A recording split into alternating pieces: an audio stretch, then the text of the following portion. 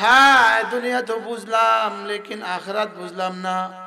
বাল তুসিরুনাল হায়াতাদ দুনিয়া ওয়াল আখিরাতু খায়রুন ওয়া আবকা।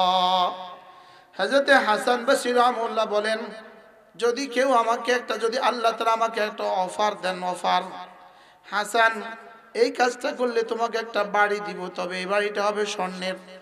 আর এই কাজটা করলে তোমাকে একটা বাড়ি দিব, তবে এই বাড়িটা হবে মাটির। হ্যাঁ মাটির বাড়িটা দিব তোমাকে ৭০,০০০ বছরের জন্য, ৭০,০০০ বছরের জন্য রাখো ৭০,০০০ বছর, ৭০০ বছরের জন্য রাখো ৭০০ বছর। মাটির বাড়িটা দিব তোমাকে ৭০ বছরের জন্য, আর স্বর্ণের বাড়িটা দিব তোমাকে মাত্র ১ মাসের জন্য। আপনি কোনটা করবেন বলেন তো? স্বর্ণের বাড়িটা নেবেন না মাটির বাড়িটা নেবেন? আপনি মাটির বাড়িটা নেবেন, কারণ স্বর্ণের বাড়ি নিয়ে লাভ কি? এটা মাত্র ১ মাস। মাটিরটাই নিব, এটা থাকবে ৭০ বছর। হযরত হাসান বসরি বলেন, এখানে ব্যাপারটা হয়ে গেল উল্টা।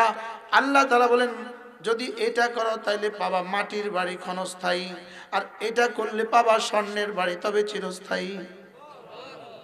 সুবহানাল্লাহ বলেন। বলেন একদিকে মাটির বাড়ি ক্ষণস্থায়ী, আরেকদিকে স্বর্ণের বাড়ি চিরস্থায়ী। দুনিয়া কি মাটির বাড়ি না স্বর্ণের বাড়ি? আর জান্নাত কি মাটির বাড়ি না স্বর্ণের বাড়ি? হ্যাঁ, এজন্য আমার ঈমান আমলের মধ্যে রয়ে গেছে স্বর্ণের বাড়ি আবার চিরস্থায়ী। আমার ঈমান আমলের বিনিময়ে রয়ে গেছে স্বর্ণের বাড়ি আবার চিরস্থায়ী। আর এর বিপরীতে খোদা না খাস্তা বেঈমানের মধ্যে রয়ে গেছে শুধু মাটির বাড়ি, তাও ক্ষণস্থায়ী। বেনামাজিদের জন্য রয়ে গেছে মাটির বাড়ি, তাও আবার ক্ষণস্থায়ী। আর ঈমান আমল বলার জন্য রয়ে গেল স্বর্ণের বাড়ি, তাও আবার চিরস্থায়ী। সুবহানাল্লাহ বলেন। এখন আমি কোনটা করা উচিত ছিল বলেন? হ্যাঁ, মাটির বাড়ি না স্বর্ণের বাড়ি? ক্ষণস্থায়ীটা না চিরস্থায়ীটা? আশ্চর্য না? হ্যাঁ, জান্নাত মাটির বাড়ি না স্বর্ণের বাড়ি? চিরস্থায়ী না ক্ষণস্থায়ী? আর দুনিয়া মাটির বাড়ি না স্বর্ণের বাড়ি? চিরস্থায়ী না? দুনিয়া দুনিয়া দুনিয়া বলে স্বর্ণের বাড়ি। সিঙ্গাপুরে আসেনি স্বর্ণের বাড়ি, আমেরিকা আসেনি স্বর্ণের বাড়ি। যদি আল্লাহ তাআলা ওয়ালাউলা আন ইয়াকুনান নাসু উম্মাতান ওয়াহিদা, যদি মানুষগুলো সব বেঈমান হয়ে যাওয়ার সম্ভাবনা না হতো, আল্লাহ তাআলা বেঈমানদের বাড়িগুলোকে স্বর্ণের বানায়া দিত, বেঈমানদের বাড়িগুলোকে স্বর্ণের বানায়া দিত। কিন্তু রব তো বেঈমানদের বাড়িও স্বর্ণের বানান না। কি যদি বেঈমানদের বাড়ি স্বর্ণের বানাইতো, আমরা সব মুআযাল্লাহ বেঈমান হয়ে যেত। নাউযুবিল্লাহ, সব কি হয়ে যেত? বেঈমান হয়ে যেত। লেকিন আল্লাহ তাআলা কি করছেন? ঈমানের জন্য রেখে দিয়েছেন স্বর্ণের বাড়ি, আর বেঈমানদের জন্য রেখে দিয়েছেন মাটির বাড়ি। আর স্বর্ণের বাড়ি রেখে দিয়েছেন চিরস্থায়ী, আর মাটির বাড়িটা রেখে দিয়েছেন ক্ষণস্থায়ী। বাস্তব না বাস্তব? এজন্য রাসূল বলেন, জাদ্দিদু ঈমানাকুম, তোমরা তোমাদের ঈমানকে নবায়ন করো। ক্বালু কাইফা নুজাদ্দিদু ঈমানানা ইয়া রাসূলুল্লাহ, আমরা আমাদের ঈমানকে কিভাবে নবায়ন করব? ক্বালা ফাকসিরু বিকাউলি লা ইলাহা ইল্লাল্লাহ, লা ইলাহা ইল্লাল্লাহ, লা ইলাহা ইল্লাল্লাহ, লা ইলাহা ইল্লাল্লাহ, লা ইলাহা ইল্লাল্লাহ, লা ইলাহা ইল্লাল্লাহু মুহাম্মাদুর রাসূলুল্লাহ। আচ্ছা মেহমানকে আল্লাহ তাআলা মাশাআল্লাহ সুন্দর চেহারা স্যার, মাশাআল্লাহ। একবার যদি কোনো মুসলমান একবার পড়ে লা ইলাহা ইল্লাল্লাহ, আল্লাহর নবী বলেন একবার ঈমান নবায়ন হবে, আবার বললে আবার নবায়ন হবে, আবার বললে আবার নবায়ন হবে। সুবহানাল্লাহ। এজন্য কয়বার ডেইলি কয়বার নবায়ন করা উচিত? এতটা সহজ কেন করে দিলেন কালেমায়ে তয়্যিবা? একবারের দাম কত? একবারের দাম 10 দুনিয়া বরাবর জান্নাত। আর পড়তে লাগে সর্বোচ্চ 5 সেকেন্ড। সুবহানাল্লাহ বলে।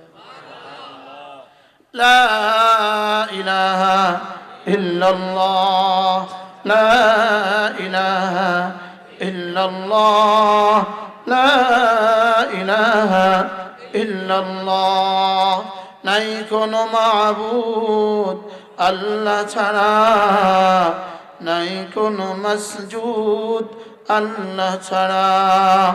লা ইলাহা ইল্লাল্লাহ, লা ইলাহা ইল্লাল্লাহ, লা ইলাহা ইল্লাল্লাহ, লা ইলাহা ইল্লাল্লাহ, মুহাম্মাদুর রাসূলুল্লাহ। عن أبي الدرداء رضي الله تعالى عنه أنه قال قال رسول الله صلى الله عليه وسلم من قال لا إله إلا الله 100 مرة لم يبعثه الله يوم القيامة إلا ووجهه كالقمر في ليلة البدر أو كما قال عليه الصلاة والسلام।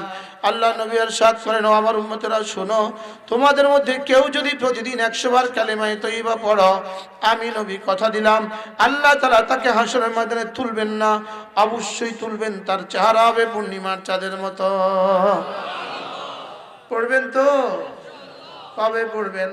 এজন্য আল্লাহ ওয়ালারা যত বুড়ো হয় চেহারা তত সুন্দর হয়, জিকিরওয়ালা যত বুড়ো হয় চেহারা তত সুন্দর হয়, নামাজি যত বুড়ো হয় চেহারা তত সুন্দর হয়, কোরআনওয়ালা যত বুড়ো হয় চেহারা তত সুন্দর হয়। সুবহানাল্লাহ বলে। আর বেঈমান যত বুড়ো হয় চেহারা তত বদসুরত হয়, বেঈমান যত বুড়ো হয় চেহারা তত কি হয়? বদসুরত হয়। আর ঈমানওয়ালা, নামাজওয়ালা, রোজাওয়ালা যত বুড়ো হয় চেহারা তত সুন্দর হয়। কেন সুন্দর হয়? শেখুল হিন্দ মাহমুদুল হাসান দেওবন্দি রহমতুল্লাহ আলাইহি বলেন, এজন্য সুন্দর হয়, আল্লাহ ওয়ালা যত বুড়ো হয় জান্নাত তত কাছে হয়, আর বেঈমান আর বেনামাজি যত বুড়ো হয় জাহান্নাম তত কাছে হয়। জাহান্নাম তত কি হয়? জেলখানা যত কাছে হয় চেহারা তত ফ্যাকাশে হয়, আর শ্বশুর বাড়ি যত কাছে হয় চেহারা তত ফকফকে হয়। সুবহান। কি হয়? চেয়ারম্যান সাহেবকে আমাদেরকে একটু সময় দিবে না কথা বলে চলে যাবে? একটু বসবেন? আল্লাহ তৌফিক দান করুন। মোবাইল আমার ভাই, মাশাআল্লাহ। ব্যবসা বিষয় এটার ব্যবসা আছে, এটার ব্যবসা আছে। ব্যবসা না হলে আমরা দিব কত? হ্যাঁ, ব্যবসা না হলে মসজিদ মাজার দিব কত? চেয়ারম্যান সাহেবরা 5 বছরের এই চেয়ারম্যানের আমলে শুধু মাহফিলগুলোতে যে পরিমাণ টাকা দিতে হয়, এই পরিমাণ টাকার জন্য ব্যবসা করতে হয়। জিজ্ঞাসা করেন, কলিজাও তটস্থ থাকে দিতে দিতে দিতে দিতে দিতে দিতে। দেয়নি?